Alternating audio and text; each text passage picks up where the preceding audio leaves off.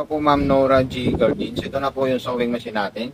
So ito po yung mga freebies ng ating sewing machine. So napakarami po yan ma'am. Panalong-panalo po sa pag-check out niyo po sa ating shop, sa TikTok shop, sa Mato Sewing Machine. So ito na po yung ating mga freebies.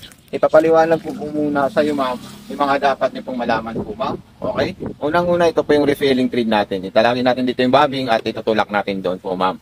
Okay? Then sumunod naman po, ito po yung lagayan natin ng mga accessories. Pwede po natin dyan ipasok ma'am para hindi po siya mawala. Then ito naman po yung ating bobbing. Ayan po siya. Ayan.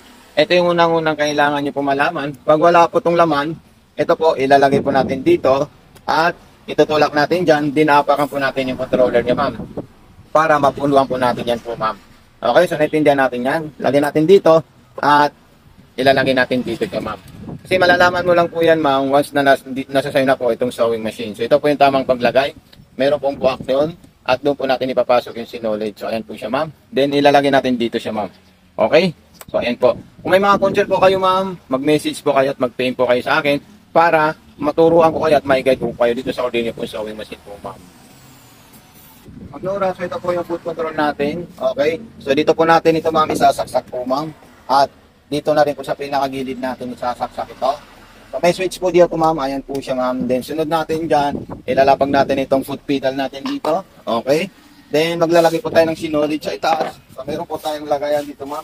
Ito po siya. Sundan nyo lang po ito ma'am. Ayan. Then may mga number po dyan ma'am. Ayan. Taas lang po ito ma'am. Pagka may taas po siya, gaganito na. May hook po dito na lalabas pag inugot po natin ito. Ayan po yung hook na bakal. Sasabit nyo lang po siya. May trademark po dyan ma'am na susundan nyo po ma'am. Once na makita niyo po siya. Kasi may mga number po dyan ma'am. Kung para saan po yun, para saan yung pag-okay. So may mga number po dito, pataas, pababa, paabahan, tapos diretso na sa karayom ma'am. Didiretso nyo na po ma'am sa karayom. Pagkatapos po ma'am, then ikutin natin ito ma'am. Ito ikutin natin ito para ma-pick up niya po yung sinulid sa ilalim. So ganyan lang po siya ma'am. Ayun po silang dalawa. Pag nakita niyo po nagsama yung dalawang sinulid, so pwede nyo na po siya kunin at lagyan ng tela. So ganito po yung pagbuha po dyan ma'am. Para malaman nyo po, ito po siya, tataas po ito. Ayun po yung dalawang sinulid natin. So, kailangan makuha po natin yan at mailabas natin sa likod. So, ganito po siya ma'am. Ayan, dire-diretso po doon at isasarado na natin ito ma'am. Then, ilalagay natin ito. Nandito po yung mga accessories at full accessories ng ating sewing machine. Yung foot pedal at saka yung transformer po ma'am. So, ayan po sila ma'am. Okay. So, kuha po tayo natin. Testing natin yan para makita nyo po yung mga design, durda, garterize, at iba pa po ma'am. So ito po ma'am yung ating tela mga testing natin yan ma'am. Kung may mili po tayo ng design, so nandito lang po siya ma'am. May letter A hanggang letter C, yung straight line. Okay? Yung normal na straight line, yung letter B, ayan po siya ma'am. Then, yung malalayo yung lakad, letter C, so ayan po. Okay? Then katulad din po yan sa zigzag. May letter D, letter C, letter E at saka letter F. So normal po na zigzag natin is yung letter E, assign elephant po ma'am.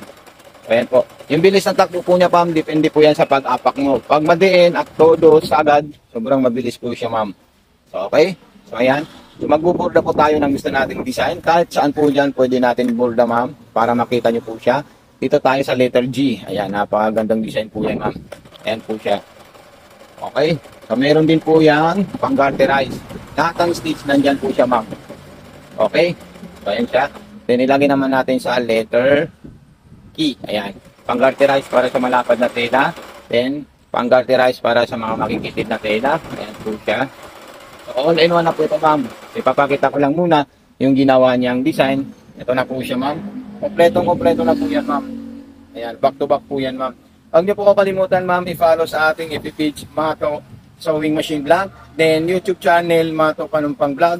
At sa TikTok natin, Mato Sewing Machine. Kasi doon po natin i-upload itong full video tutorial natin sa YouTube natin at saka sa Facebook page. Okay? So Facebook page natin, Mato Sewing Machine Vlog.